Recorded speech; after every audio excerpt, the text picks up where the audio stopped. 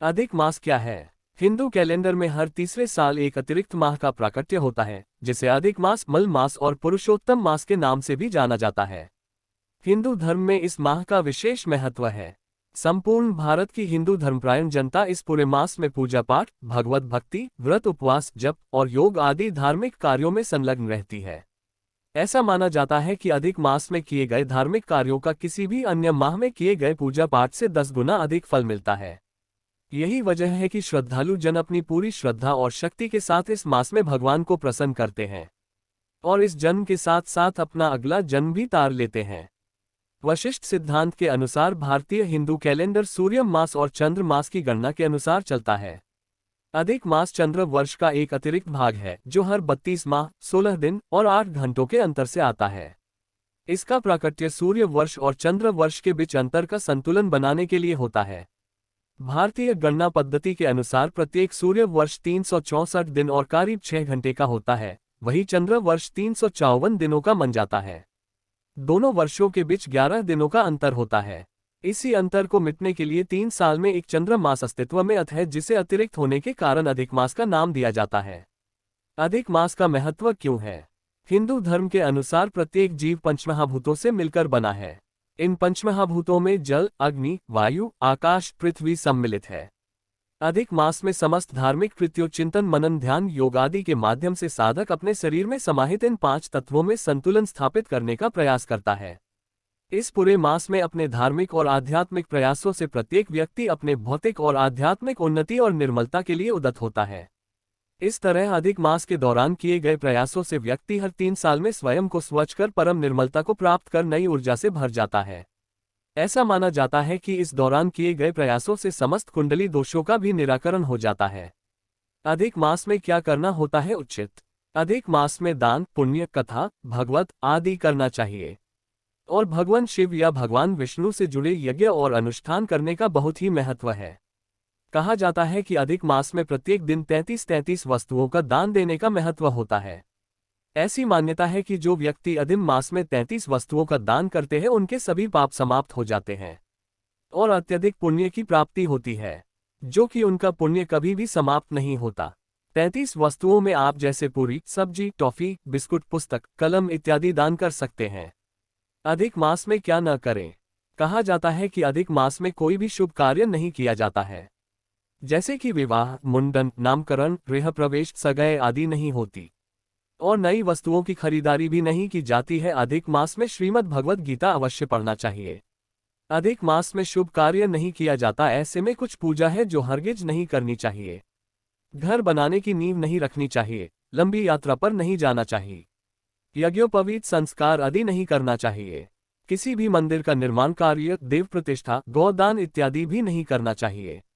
अधिक मास समय कुआं, बवली या बोरिंग करवाना या किसी भी जलशय चीजों का निर्माण नहीं करवाना चाहिए। किसी भी व्यापार का आरंभ नहीं करना चाहिए। अधिक मास की कथा। एक बार की बात है, सूर्यदेव अपने घोड़ों पर सवार होकर सृष्टि की रचना देख रहे थे और उचित अनुचित का योग देख रहे थे। लगातार चलने के कारण भगवान सूर्य को तो कोई समस्या नहीं हुई, किंतु उनके घोड़े थककर एकदम चूर हो गए। भूख और प्यास से परेशान घोड़े भगवान सूर्य से आग्रह करने लगे कि सूर्यदेव हमको विश्राम करवाइए।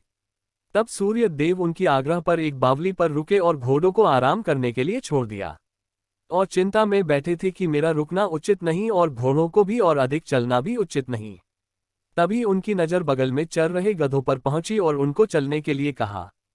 चूंकि गधे घोड़े कितना तेज नहीं दौड़ सकते थे, जो परिक्रमा 12 मास में पूरी होनी थी वह 13 मास में पूरी हुई और इस मास को अधिक मास कहा गया। क्यों कहा गया अधिक मास को पुरुषोत्तम मास? अधिक मास के देवता भगवान विष्णु है। भगवान विष्णु का ही एक नाम पुरुषोत्तम है, जिस कारण इस मास को पुरुषोत्तम मास भी कहते हैं। इस विषय में एक बड़ी ही रोचक कथा पुराणों में बताई गई है। जब विद्वानों ने चंद्रमास का परिचय जगत और देवता को करवाया तो कोई भी देवता अधिक मास के देवता बनने को तैयार नहीं हुए। सभी देवताओं से आग्रह करने के बाद भी कोई भी देवता इस मास की पूजा अर्चना लेने को तैयार नहीं हुआ। तब भगवान विष्णु ने कहा कि अधिक मास का देवता बनने के लिए मैं तैयार हूं, और तभी से अधिक मास का नाम पुरुषोत्तम मास पड़ा।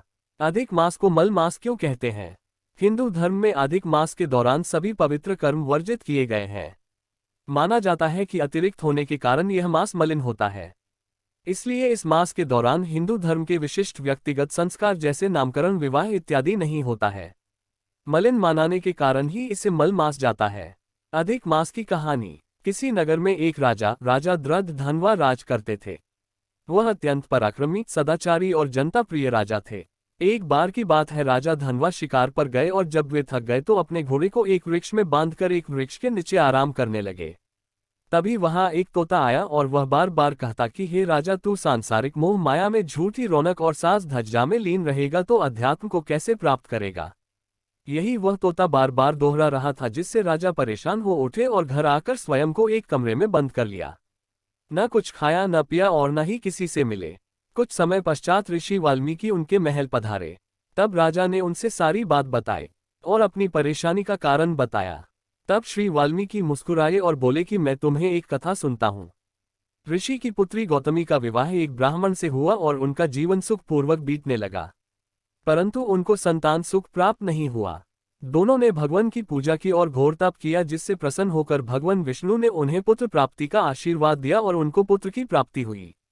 परंतु वह ज्यादा दिवस तक जीवित नहीं रह सका और उसकी मृत्यु हो गई, जिसके लिए विलाप करने लगे और अकस्मात बिन मौसम बरसात होने लगी और वह बारिश 1 महीने तक हुई और वह ब्राह्मण 1 महीने बिना कुआ खाए पिए सिर्फ विलाप कर रहा था।